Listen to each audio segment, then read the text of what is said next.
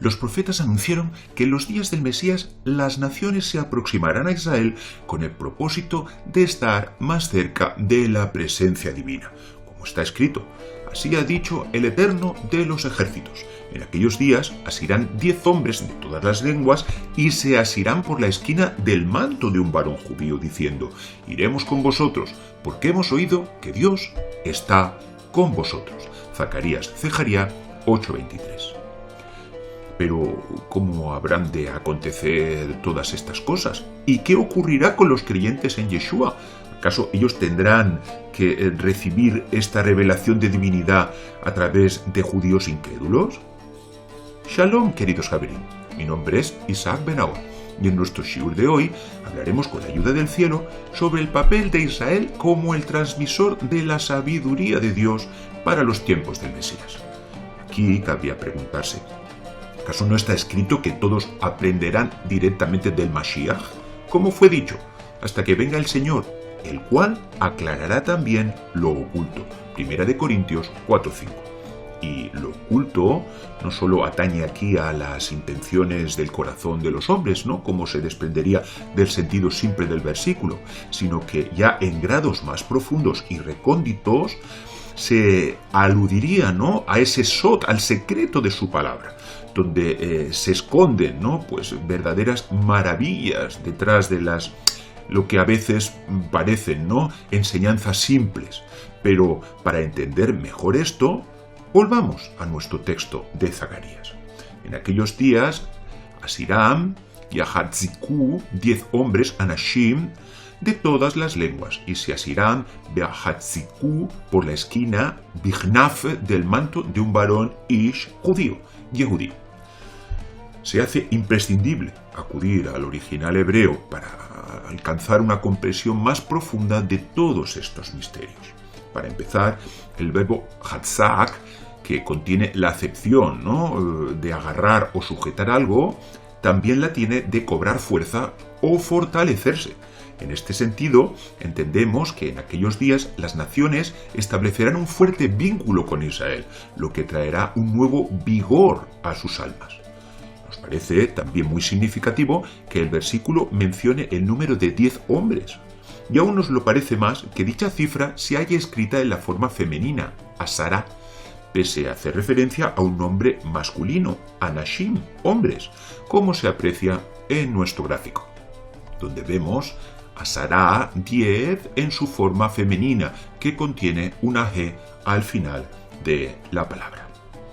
Y aquí es necesario explicar una particularidad de la lengua hebrea. Tanto Eser, 10, ¿no?, como asará son usados para formar los números del 11 al 19, donde Eser suele acompañar a las palabras de género femenino y asará a las de género masculino, esto es, al revés. Y en la Biblia podemos hallar numerosos ejemplos a este respecto. Y el trasfondo espiritual de esta peculiaridad idiomática nos resultará muy fecundo, pues la G adicional de la palabra asará, 10, nos sitúa en el contexto de Malhut, reino, que es el aspecto femenino inferior. Y el número de 10 haría referencia a sus 10 sefirot al completo. E incluso su raíz, asar, ¿no?, esto es Ain Shin Resh, nos retrotrae al Olam Asiyah. Es el ámbito del Malhut, el mundo de la acción. Y a partir de aquí serán muchos, pero que muchos, los rematzin, las insinuaciones de nuestro texto, que empezarán ya a darnos respuestas a nuestras anteriores preguntas. Para empezar, los vocablos usados para designar a los miembros de las naciones y a Israel no son los mismos, pues para los primeros se utiliza anashim, mientras que para el segundo se emplea la palabra ish, como se ilustra aquí en nuestro gráfico. Vemos que para las naciones, la Biblia utiliza aquí el término anashim, hombres, mientras que para Israel utiliza el vocablo ish, varón. El término ish es espiritualmente superior al de Enosh, pues de este último fue dicho: levántate, oh Eterno, que no se fortalezca el hombre, Enosh. Sean juzgadas las naciones delante de ti. Pon, oh Eterno, temor de ellos. Conozcan las naciones que no son sino un simple hombre, Enosh. Salmos Tehilim 9, 20 y 21. mientras que del primero está escrito oración de Moisés, varón de Dios, Ish Elohim, Salmos Tehilim 91, y también el Eterno es varón de guerra, Ish Milhama, el Eterno es su nombre, Éxodo Shemot 15:3, de donde se infiere que las naciones que se hallarán en aquel momento en el grado Enosh, en su deseo de ascender espiritualmente, se asirán Beahatziku de un judío, pues éste se encontrará en ese otro grado denominado Ish, que es un nivel vinculado a la profecía, y que la expresión utilizada para asirse, Hazak, aparezca 2 veces, pues esto también nos parece significativo, ¿no? Pues debido a la dureza del larguísimo periodo de exilio que se habrá experimentado hasta esos días, la aprehensión de divinidad no podrá ser asumida de una sola vez, sino que pasará primero por una fase externa, lo que se llama Hitzoniut, y esta dará paso a su vez a otra donde dichas realidades puedan ser interiorizadas, lo que se conoce en el lenguaje de la Kabbalah como Penimiut. Y si lo viéramos, ¿no?, en un sentido, ¿no?, espiritual, en lo que corresponde, ¿no?, al individuo en particular, veríamos que el penimiut, o sea, la asunción de las realidades espirituales de la expiación a través del Mashiach, primero se asumen de una forma interna, que es el penimiut, pero más tarde, con la instauración del reino mesiánico, entonces todo el mundo disfrutará, ¿no?, y experimentará ese hitzoniut, ese aspecto externo de la redención. ¿Y por qué nuestro texto dice a un judío, Yehudí, y no a Israel o a Jacob o otros términos que también aparecen en la Biblia? Vemos como dicha palabra contiene las letras del tetragrama, así como las letras Dalet y Yod, como se ilustra a continuación. Vemos como la expresión Yehudí, judío, contiene las letras Yod He Vav He, que son las del tetragrama, junto con una Dalet y una Yod. Calculemos el valor numérico de estas 2 últimas letras. Vemos como la Dalet vale 4, la Yod vale 10 y nos da valor numérico 14, que es la misma gematría que David. Como vemos aquí, Dalet 4, Vav 6, Dalet 4, igual a 14. Y aquí tenemos ya la primera respuesta a nuestras anteriores cuestiones. Únicamente aquellos judíos que hayan adherido al Mesías, esto es, al Hijo de David, podrán transmitir esas nociones de divinidad que son expresadas aquí por las letras del tetragrama. Nuestro versículo continúa diciendo que en lugar del que se asirán aquellos hombres, aquellos que se acerquen, ¿no?, a los judíos, será la esquina, el canaf de su manto, lo cual nos retrotrae a un conocido mandamiento de la Torá. Como fue dicho, te harás flecos en las 4 esquinas, canfot, de tu manto con que te cubras. Deuteronomio Devarim 22:12. Y también, como no, a la célebre declaración recogida incluso en el Keriat Shema. Habla a los hijos de Israel y diles que se hagan flecos tzitzit en las esquinas canfé de sus vestidos por sus generaciones. Y añade, para que cuando los veáis, os acordéis de todos los mandamientos del Eterno. Números 15, 38 y 39. Dios ordenó poner una suerte de flecos en todas las prendas que tuvieran 4 esquinas.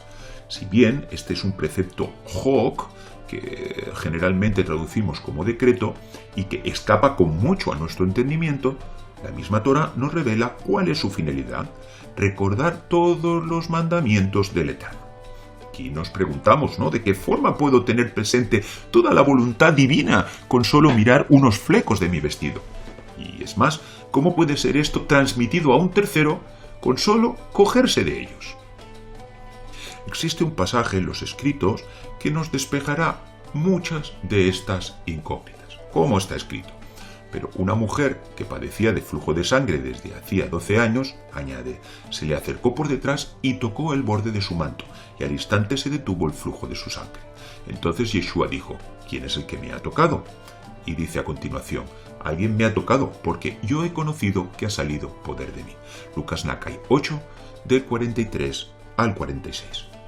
Si bien eran muchos los que se agolpaban alrededor del maestro, solo la mujer que tocó el borde de su manto con la kavaná, con la intención apropiada, recibió la energía espiritual que trajo rectificación a su carencia concreta, que en este caso fue la sanación de una enfermedad. Y aquí hallamos nuevas respuestas a nuestras preguntas.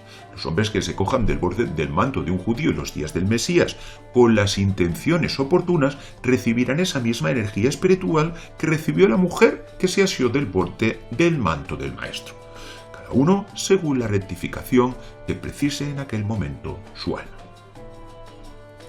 En su comentario del Shulchan Aruch, la Mishnah Berurah, en su sección dedicada a los tzitzit, trae una enigmática enseñanza. Aquellos que se cuiden de este precepto en el futuro dispondrán de 2.800 personas que les servirán.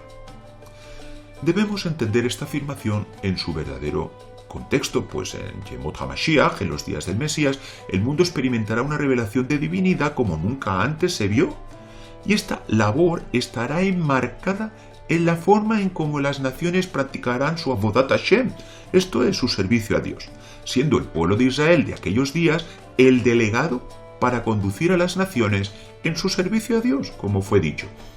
Y de la excesiva luz que brillará sobre el pueblo de Israel, se iluminará también la oscuridad de las naciones, como está escrito, y andarán naciones a tu luz y reyes al resplandor de tu amanecer. Isaías Yeshayá 63. Y está escrito que las naciones le dirán al pueblo judío, casa de Jacob, ven y caminemos juntos con la luz de Dios. Hemos citado el mismo profeta en el 2.5. Esto es el Tania 36.